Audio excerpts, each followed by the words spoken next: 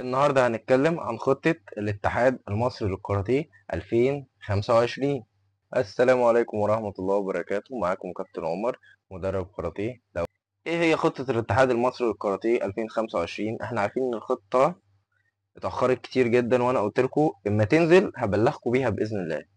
النهارده الخطة نزلت، كان في اجتماع وبإذن الله الخطة اتعرضت خلاص، وهبلغكم بكل التفاصيل دلوقتي. وهنبدأ بإيه بالظبط؟ هنبدأ بالدوريات ولا الناشئين ولا الناشئات ولا السن الكبير ولا السن الصغير، ولا بالأشبال، وإيه اللي اتلغى وإيه اللي ما اتلغاش، وإيه السن اللي المفروض يكون فيه الحزام كذا. كل حاجة النهاردة هبلغكم بيها بإذن الله زي ما وعدتكم. أول ما تنزل الخطة هكون أول واحد مبلغكم إمتى سنك هيلعب وإمتى سنك ما يلعبش. تعالى معايا، يلا. ما هي خطة الاتحاد المصري 2025؟ أول حاجة بدأ بيها الاتحاد المصري 2025 في الموسم ده، أول حاجة خالص افتتح بيها هي الدورية.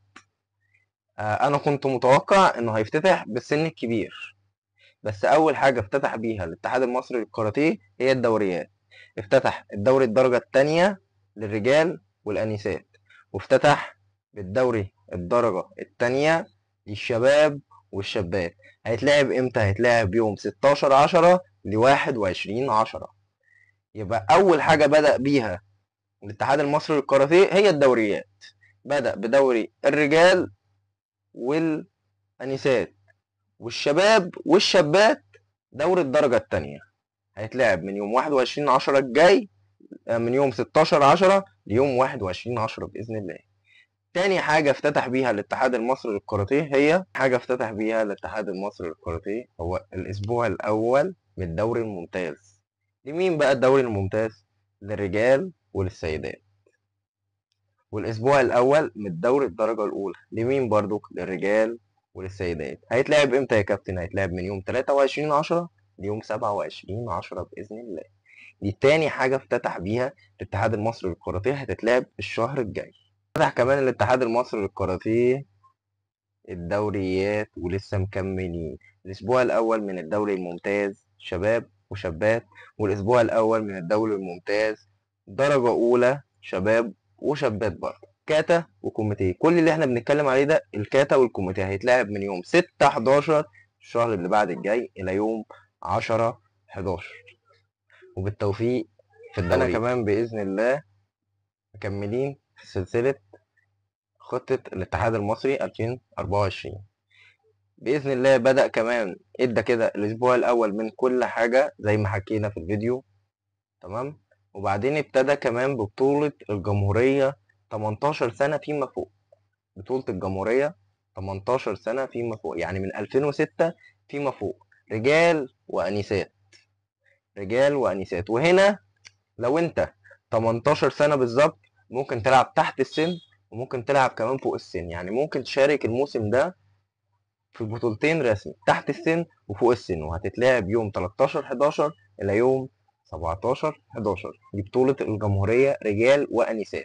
يوم 20/11 إلى يوم 25/11 الأسبوع الأول من دوري الدرجة التانية ناشئين وناشئات، والأسبوع الأول من دوري الدرجة الأولى ناشئين وناشئات، والأسبوع الأول من الدوري الممتاز ناشئين وناشئات.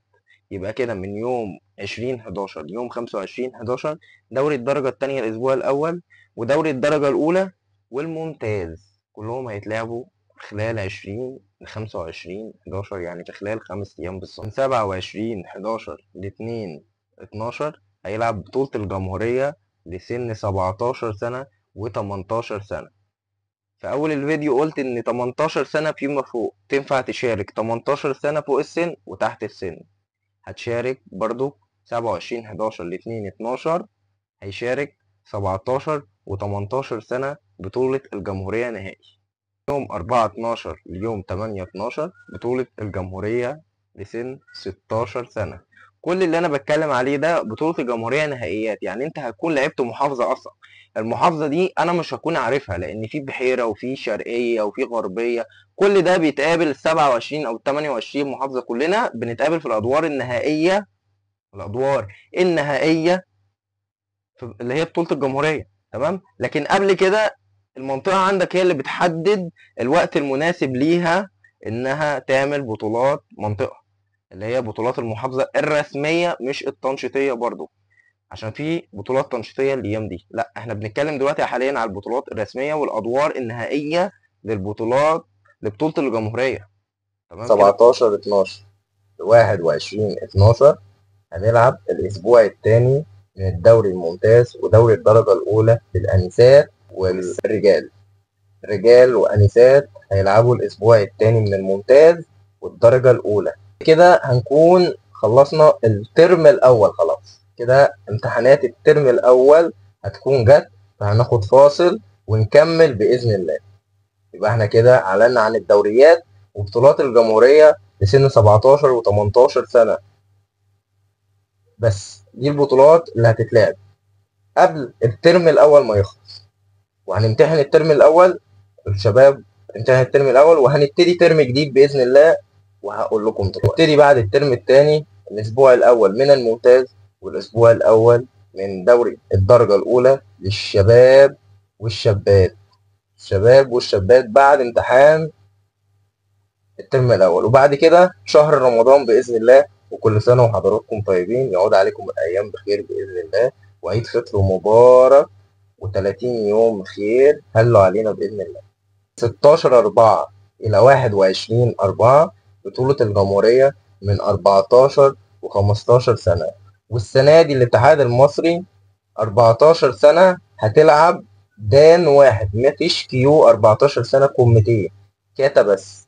يبقى الاتحاد المصري السنة دي عمل حاجتين: لغى البطولات اللي هي 8 و9 سنين، تمام، ولغى ال 14 سنة كيو للكوميتيه فقط، وعمل دان بس للكوميتيه.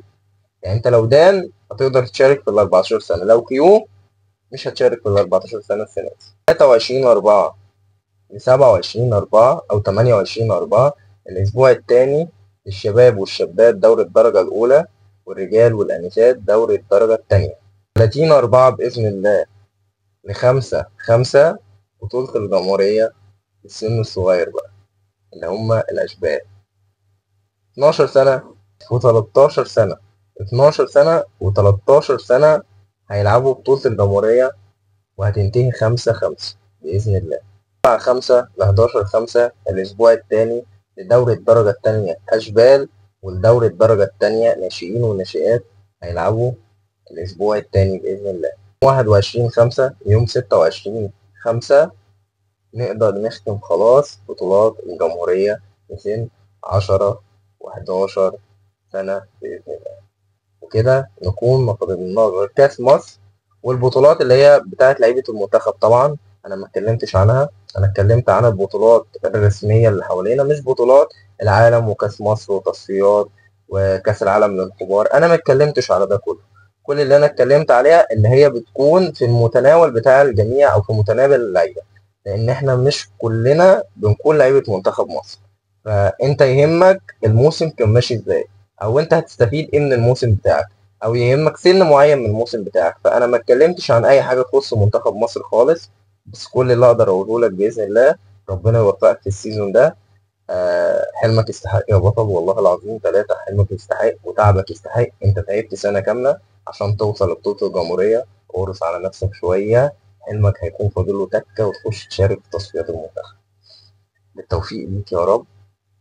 اتمنى اشوفك حاجه كبيره من قلبي، والله العظيم بحبكم جدا. اتمنى اشوفك حاجه كبيره، واتمنى اشوفك لعيب في منتخب مصر. وكل التوفيق وكل الدعم لكل بطل لحد النهارده بيحاول برغم الدراسه والضغط وضغط الاهالي عليه وضغط المذاكره والمدارس والصعوبات عليه. بالتوفيق ليكم، ومن قلبي اقسم بالله بحبكم جدا. يا رب اشوفكم كلكم ابطال منتخب مصر. لو لسه مكمل لحد هنا، كان معاك كابتن عمر مدرب كاراتيه بينزل كل ما يخص الكاراتيه للاتحاد المصري للكاراتيه، سواء بطولات تنشيطية أو اختبارات أو حزام أسود أو كل حاجة. اسألني أي سؤال هرد عليك على طول. توفيق إن شاء الله.